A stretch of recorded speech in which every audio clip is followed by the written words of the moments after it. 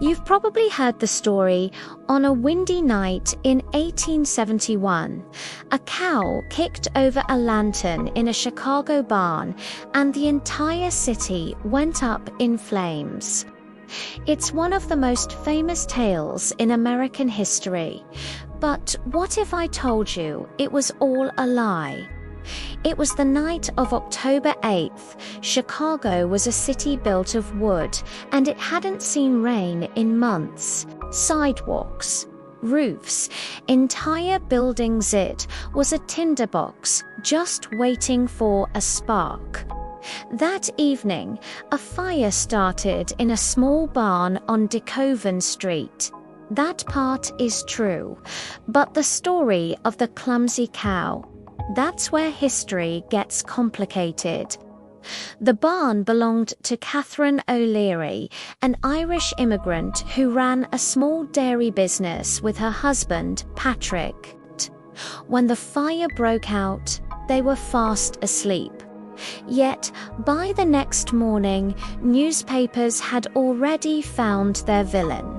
A reporter for the Chicago Republican, looking for a sensational story, invented the tale of Mrs. O'Leary milking her cow, the kicked-over lantern, and the resulting blaze. The story spread faster than the fire itself. So what really happened? The truth is, no one knows for sure. At the official inquiry, investigators couldn't pinpoint the cause. Years later, the reporter who wrote the story admitted he made it all up. But by then, the myth had taken root. Mrs. O'Leary, as an Irish Catholic immigrant, was an easy scapegoat in an era of intense prejudice.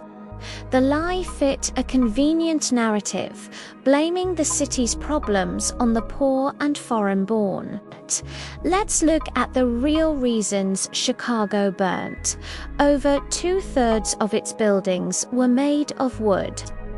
The sidewalks were wooden planks. Even the river, polluted with oil and industrial waste, was flammable. That night, powerful winds fanned the flames, sending embers leaping from block to block. Firefighters, exhausted from battling a large fire the previous night, were completely overwhelmed. The blaze raged for 2 days, destroying over 17,000 buildings and leaving 100,000 people homeless. Witnesses described a wall of fire, a fire devil, that consumed everything in its path. In the aftermath, Chicago looked like a scene from another world, miles of charred ruins and twisted metal. But from those ashes rose something incredible. Relief poured in from across the nation. Chicagoans began rebuilding almost immediately, this time with new, stricter building codes.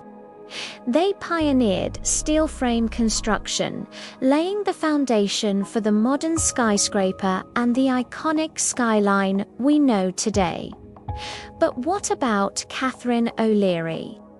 She lived the rest of her life in the shadow of a lie, insisting on her innocence until she died in 1895. It wasn't until 1997, more than a century later, that the Chicago City Council officially exonerated her and her infamous cow, acknowledging she had been unfairly blamed. Today, the Chicago Fire Academy stands on the very spot where her barn once was, a powerful symbol of the city's relationship with its past. So, why does the myth of the cow persist? Because people crave simple answers for complex disasters. It's easier to blame a single accident than to confront systemic failures like poor urban planning and flammable infrastructure. The story of Mrs. O'Leary's cow is a powerful reminder of how easily myths can be created and how history is often shaped by who gets to tell the story. Chicago was a city waiting to burn. The cow just became the face of a tragedy that was bound to happen. Thanks for watching. If you found this story as fascinating as I do, don't forget to hit that like button and subscribe for more dives into the hidden corners of history. See you next time.